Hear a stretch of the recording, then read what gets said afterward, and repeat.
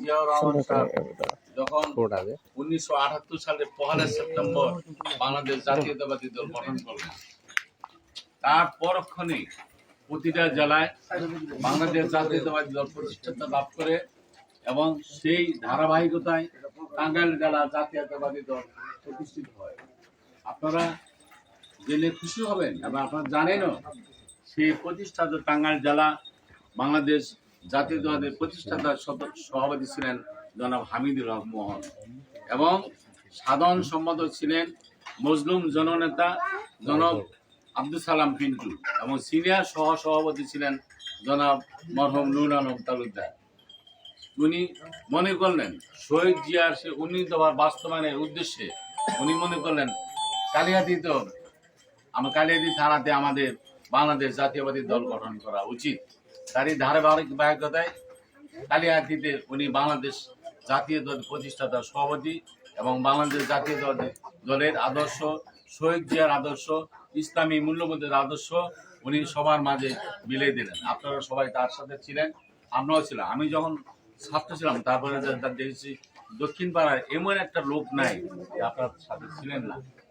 আজকে আমি সেই 1978 সাল না 1977 সালে যখন 1975 সালে 7ই নভেম্বর সিপাহী জনতার আন্দোলনের ফলপ্রসূতে শহীদ জিয়া খালেদ মোশাররফের কাছ থেকে মুক্তি লাভ করেন এবং 1976 সালে উনি ক্ষমতাপ্রাপ্ত হন।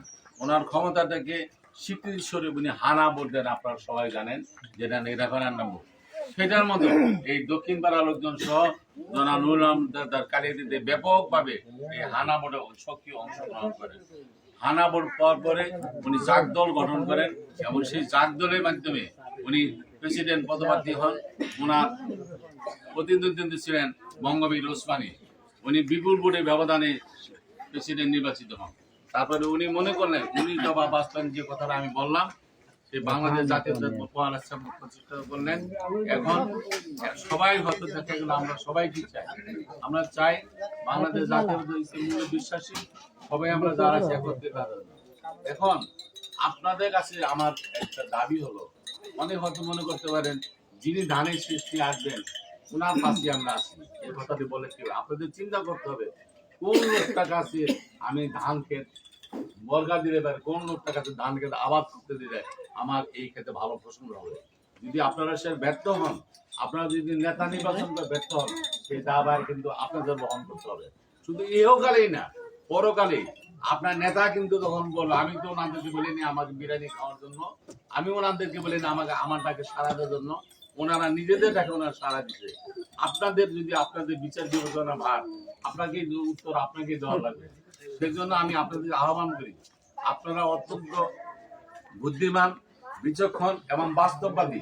আপনারা চিন্তা করুন কাকে আমরা এই আমাদের নেতা করলে পারি, কার পিছনে শহীদ জিয়া আদর্শে সমর্থনে কার পিছনে আমরা গেলে পারে, যিনি আমাদের কথা বলতে পারবেন এবং সঠিকভাবে উপস্থাপন করতে পারবেন, আমরা তার সাথে থাকবো।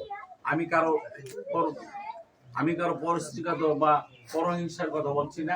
কেউ হয়তো ওইখানে যারা আছে আমরা 7 জন 8 জন 9 জন 10 জন হতে পারে, এমন কোন আসন নাই যে আসনে একই দল থেকে 6-7 জন না আছে। বিগত সরকারের আমলও ছিল, ওই বিগত সরকারের আমলও ছিল, এখন আছে, আমি সেটা বলি না। কিন্তু আপনারা যেহেতু আমি আপনাদের সন্তান, আমি আশা করতে পারি যদি আপনাদের পিছনে বিগত দিনে বর্তমানে এবং আপনারা যদি মনে করেন ভবিষ্যতে আপনাদের পাশে থাকবো, যে আমি মনে করি শহীদ জিয়ার হাতকে শক্তিশালী করার জন্য, মাদার অফ ডেমোক্রেসি সাবেক প্রধানমন্ত্রী বেগম খালেদা জিয়ার হাতকে শক্তিশালী করার জন্য, বিএনপি ভারপ্রাপ্ত চেয়ারম্যান জনাব তারেক রহমানের হাতকে শক্তিশালী করার জন্য, ওনার নির্দেশিত 31 দফা বাস্তবায়নের লক্ষ্যে আপনারা কালিহাতীর মাটিতে আমার সাথে যোগ দিয়ে আপনারা তার হাতকে শক্তিশালী করার জন্য আমার সাথে থাকবেন, এই আশাবাদ আপনার কাছে ব্যক্ত করছি। এবং সে আবেদন আপনার বিচারে বার আপনাদের কাছে রইল। আমি কারো অভিযোগ অনুমোদন করতে চাই না। আপনারা পছন্দ অবস্থান ব্যবহার আছে, মানুষের এটা নিজস্ব জন্মগত অধিকার সধিকার।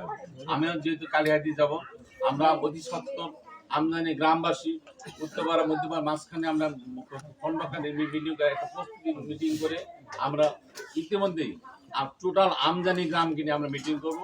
সেখানে আমার বক্তব্য আজকে যেরকম বক্তব্য রাখবো, সেই বক্তব্যের উত্তরে আপনারা কি সাড়া দিবেন, সেই সাড়া দেওয়ার দায়িত্ব। আমি কোনোদিন আমার এখনো মনে আছে, আমার মেয়ের কবর দিয়ে আমার ভাই কেড়েছেন, ওই ছবিটা আমার এখনো আছে। আমার জীবনে জন্ম লগ্ন থেকে গ্রামবাসী আমাকে যেভাবে আদর করেছেন, আমার সুখে থেকে পাশে থেকেছেন, সেই ঋণ আমি কোনোদিন শোধ করতে পারবো না। আপনাদের সবার কাছে দোয়া চাই, সবার কাছে আমি যদি কোনো আমার জীবনে চলা পথে কারো মনে কষ্ট দিয়ে থাকি, কারো কথা কোনো মনে কষ্ট বা কারো হক নষ্ট করে দিয়ে, আল্লাহ আপনাদের কাছে আপনার মাপ চাই। সেই এই আশীর্বাদ দেখে, এই দোয়া রেখে আমি আমার সংকল্প শেষ করছি। আর আজকে যারা উপস্থিত ছিলেন সবাইকে অন্তঃস্থল থেকে আপনাদেরকে ভালোবাসি।